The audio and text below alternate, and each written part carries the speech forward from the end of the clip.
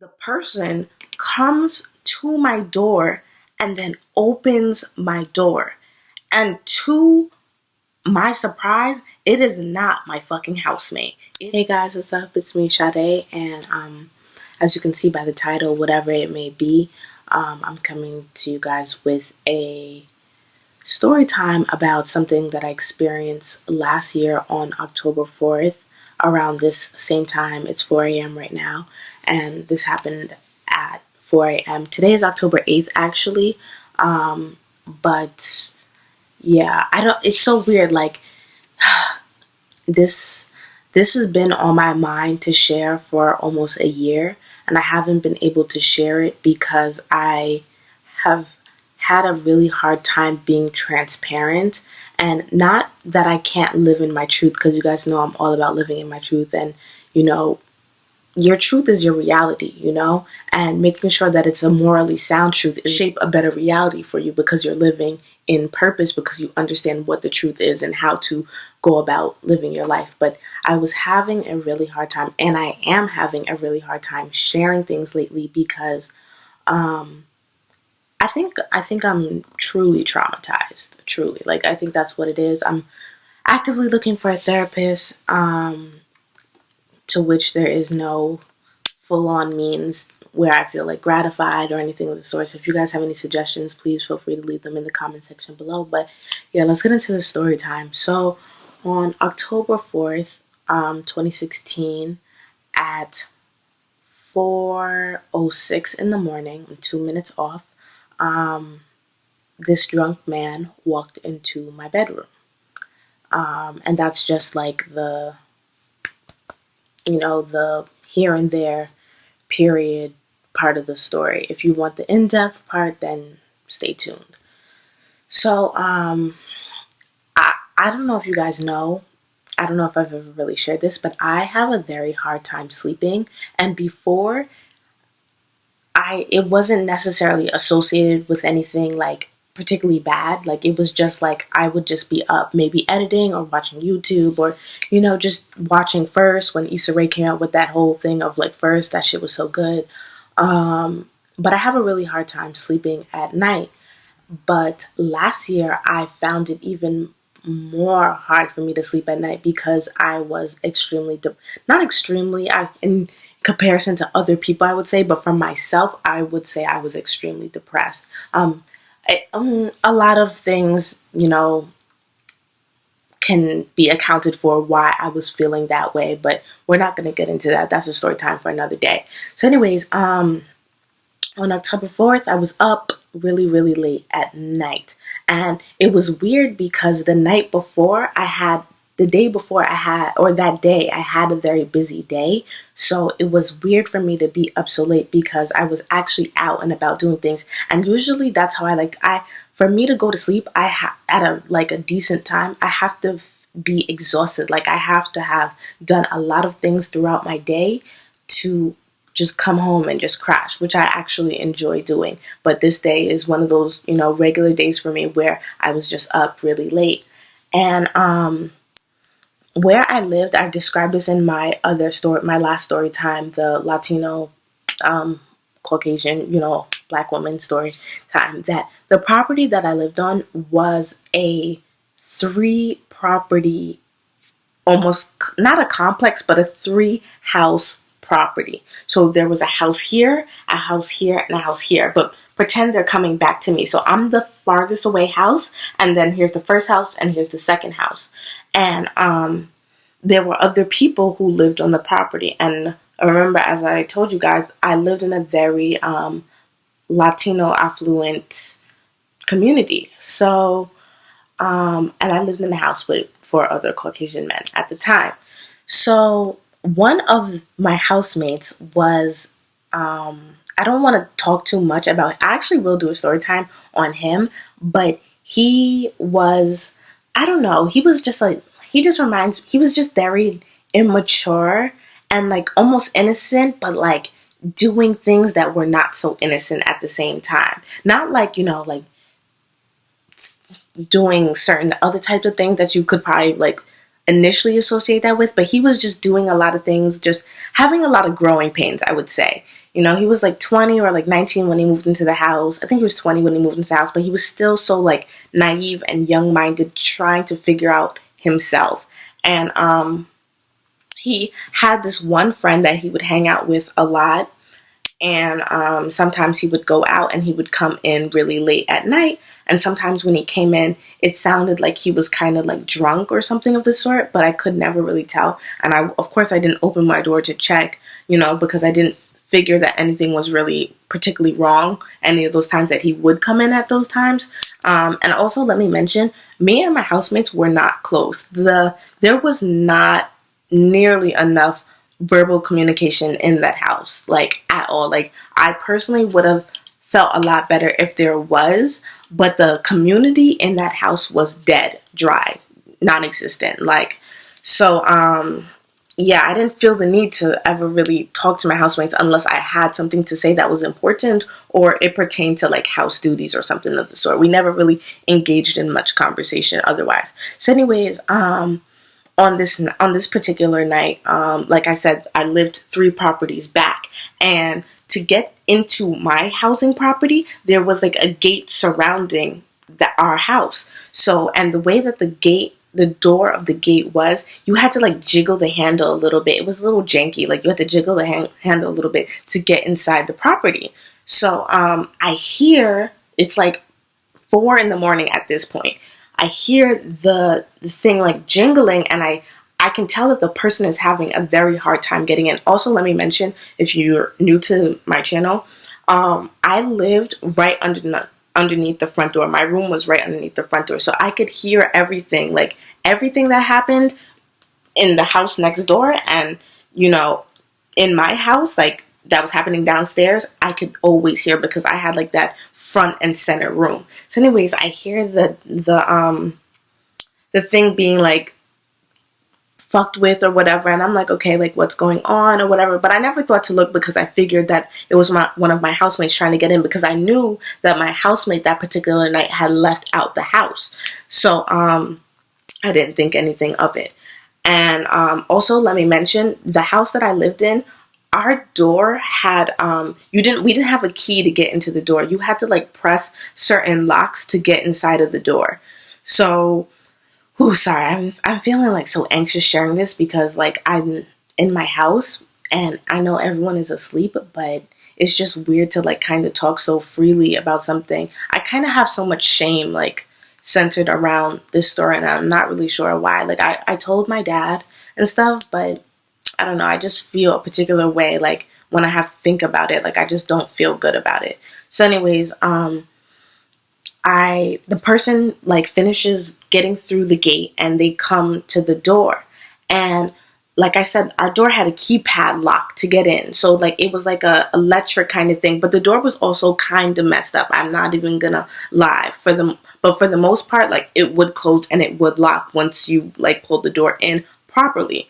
So, I hear the front door, like, being, like, messed with. Like, I hear it being messed with, and I'm like, okay, like, my housemate is having a hard time getting in. He's probably stupid drunk right now, or whatever. And I wasn't gonna help him because I was just like, he'll get in. Like, and we lived in a pretty safe neighborhood. Like, I didn't feel any, like, concerns, like, oh, like, I better go downstairs and get in before something else does, you know? Like, no. So, this person gets inside the house or whatever, and I hear them like coming in the house, and it took them like a while, like at least 2 minutes of like trial and error to like get inside the house. Like, it sounds like they were really going dumb hard to get inside the house, but they were also like very drunk, you could tell, you know? So the person gets into the house, and I hear them walking around downstairs. And now when I think about it, like when I really, really think about it, you would, like, all the houses that I've lived in, and I'm not saying anybody who doesn't live in a house wouldn't be able to recognize, but like, I know my steps usually, and I know how people's footsteps sound. Like, I study, I don't know why, but, and I'm sure a lot of people do this, but like, I really study like sound, and I'm very, very observant, like to the point where it's like to my detriment at times. So I'm hearing this person like walking around. They were walking in the not even the dining room. What is it called? The living room. They're walking around in the living room, and the living room is the first room in when you walk into the house. So I hear them walking around, and their feet sound super heavy. But in my head, and they're like dragging their feet a little bit. So I'm figuring like, oh, that's just, my drunk housemate. Like, he's dragging his feet because he's drunk. It's like 4 o'clock in the morning. But it was a Tuesday though. That was the weird thing. But I mean, I didn't care. We were like all like college students, so it didn't really matter. So I'm hearing the feet dragging, da da da da. I'm not thinking anything of it. So then I hear the person walking up the stairs, and they are having the hardest, the hardest time walking up the stairs, like the hardest time.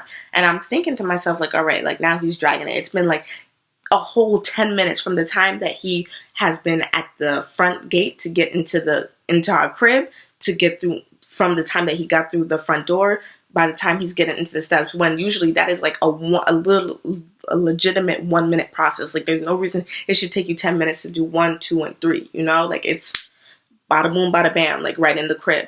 So, and retrospectively, again, like that should have been a sign, but I figured, that this person was drunk and that it was my housemate. So I hear,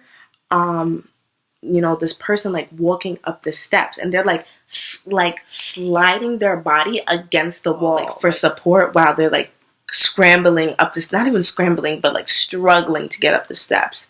So when they finally get to the final step, it's like their feet kind of like thuds on like the flat floor of like, the second floor. And my room is the first room from when you come off the landing of the steps. So I hear the person like walk, and my room from the staircase is literally like 3 or 4 steps. So usually if it's my housemate, he's gonna hook around and go to his room because his room is on the other side of the house. So I hear the footsteps land initially on the second floor, and then I hear the footsteps take a step almost in my direction, but I didn't think anything of it at the time because I figured that, he was drunk or whatever, something, whatever. And, yeah. But then I hear the footsteps take another step and then another step. So I kind of like, my eyes, like, your ears ever like pop or something like that? Or like something like catches you off guard and you're like, so I'm like, because I'm thinking like, what the fuck is this nigga? Sorry, what the hell does he think he's doing if he's coming into my room? And it's so crazy because every room in that house had a lock on the door, like a personal lock that our landlord had put in, I believe, so that, we could have our privacy and all these types of things. And this one particular night, because it was still I don't know why. I think I just had went downstairs like maybe 30 minutes prior to go get a snack. And then I came back upstairs. I had left my door cracked, just a little cracked, and I did not put my lock on the door. So the person comes to my door and then opens my door. And to my surprise, it is not my fucking housemate. It is a fucking 35-year-old, what I think to be between 35 to like 42-year-old Latino man standing in my doorway. And honestly, like, there initially there was no fear. I was just genuinely shocked. Like, I don't even know if I was shocked or if I just like ran blank. Like, I think I more so ran a blank. I think when I think about it retrospectively, I was definitely shocked and frightened and all those different things. But initially I was like blank, especially because of all the things prior to this situation as far as spiritually that were happening to me that made me feel like I was under heavy attack. So this man opens my door, right? And he stands on the outside of the threshold, on the outside of the door for a moment. And we have like this eye contact for at least 15 seconds, which is quite some time, but I know drunk people kind of get glary eyed. I know they get in a daze because I sometimes even do that. My eyes get glossy, things of the sort. But this was not like the look was not the same. Like, it was not the same. Like, yes, it was drunk, but there was also like intent behind the look. So after that 15 seconds of like looking into each other, he steps 2 steps into my room. Like, he steps over the threshold and walks into, he doesn't like walk completely into my room, but he takes a step and his body is in the room. Like, he doesn't like just walk around, but he steps into my room. So, and I'm sitting on my bed, like my back is up against the wall, up against my windows, because that's, my bed was up against my windows. And I move back, and then I start to like stand up on my bed, and I start screaming at him, and I'm like, get the fuck out of here. Get the fuck out of my room. I can't even yell because it's late and I'm in my grandparents' house, but I'm like, get the fuck out of here. Like, what the fuck are you doing? Da da da da da. And he starts to move back. So when he moves back and gets out the room, I'm like stuck for a little bit, and then I snap out of it, and then I get up and I pull in my door, and then I throw the lock on it, and then I immediately call the police, and I'm screaming. I'm like, everybody get the fuck up. But my door is closed. So I'm like screaming. I'm like, everybody get the fuck up. Da da da da da. Or whatever. But nobody, when I tell you, none of my housemates opened the door. Like, none of them. So, and like, I think a week prior to this incident, my housemates who lived on the farthest side of the house, they had just put soundproof panels in the room, I believe. So I knew that they weren't going to be able to hear me. But my housemate that was right next to me didn't hear me. And my other housemate, who I thought it was, said he heard me, but he thought I was laughing. And everybody knows that I have like a very obnoxious, loud laugh. And he just assumed that I was like laughing really loud. Like, he couldn't tell that I was screaming, and he was like half asleep, and it was 4 o'clock in the morning, and most everybody was asleep. I'm the only person who has a hard time sleeping at night, usually in that house.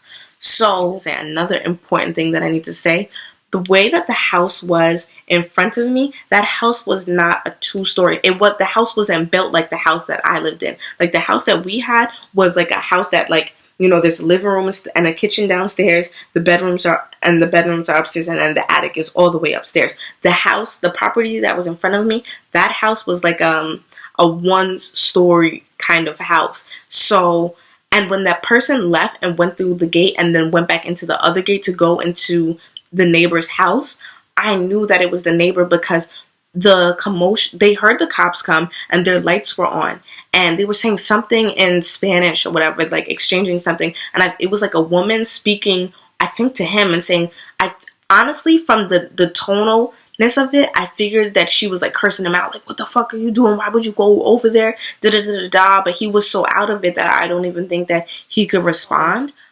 I'm like screaming or whatever. I call the cops and I'm like, please send somebody over here. There's somebody in my house. No, the first person I call is my dad. I call my dad like 2 or 3 times. He doesn't answer the phone. Granted, it's really late over here because my 4 a.m. is probably like their New York 7 a.m. So I then call the police and I tell them to send the police over here. Now, in the time that I'm calling the police, the man that's in the house, he walks down the corridor and like turns as if he's going to my housemate's room, who has the soundproof door, room or whatever, and then he walks back down to my room, stands for a little bit, and then he walks back downstairs, outside, through the living room and out the door. And I hear all of this, and he closes the door. I believe he closed the door. So yeah, that happens. The police come maybe like they come in like 7 minutes, like 7 minutes later or whatever. Because the police came. I stayed in my room and I kept the door locked, and the police came. They searched the house, and they were like knocking on everybody's door and telling them to get up so that they could look in the rooms, I believe. And before the police had even got there, I was telling the dispatcher that the man had left and walked out of my room. And she was like, where did he go? And I was like, I think he went to the house next door. And I'm going to get into that. So they come or whatever, and then everybody's downstairs. My landlord comes because my landlord like had lived like right behind me, and I'm telling them like what happened. And honestly, this is the part that kind of got me upset the most, because like I said, the man who walked into the house was between 35 to 42. He was Latino, and he had like I will never forget his face. I will never forget the way he looked. I will never forget what he was wearing. Like, I know it sounds dramatic. I know a lot of people can say that, but like the vision of him is imprinted in my head. And I'm not saying that like, oh, I have like nightmares about him or anything like that. I don't, but I will never forget what he looks like. I will never forget that. So the policeman had asked me, "Are you sure it's not a white man who walked into the house?"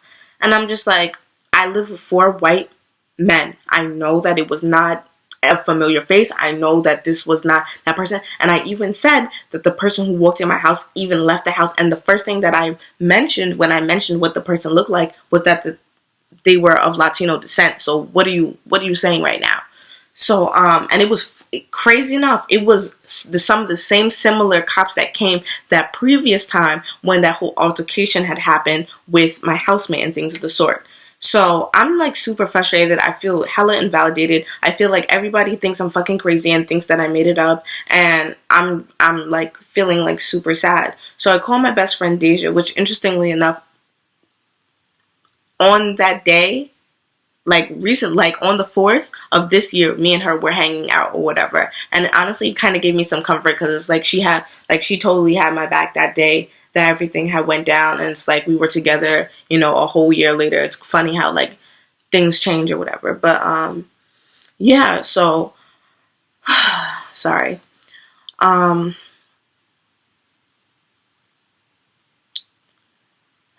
call her and I'm talking to her, and then just like it hadn't hit me yet until after the cops left, and like the cops asked that question, and then all my housemates said that they didn't hear me screaming and all that type of stuff.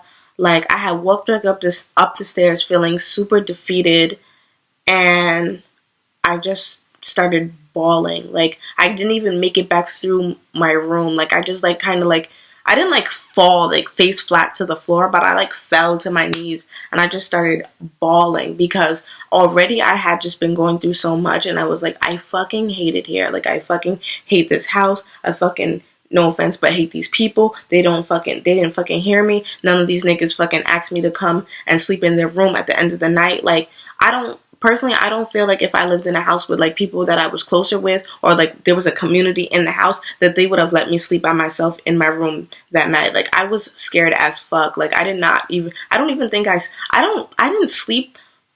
start sleeping regularly after that for like 2 months. Like, I thought I had insomnia before. No, that shit had me fucked up for like 2 months. Like, 2 months my sleeping schedule. Like, I would go to bed literally when the sun would come up. Like, the sun would have to be up and like shining bright for me to feel comfortable enough to go to sleep.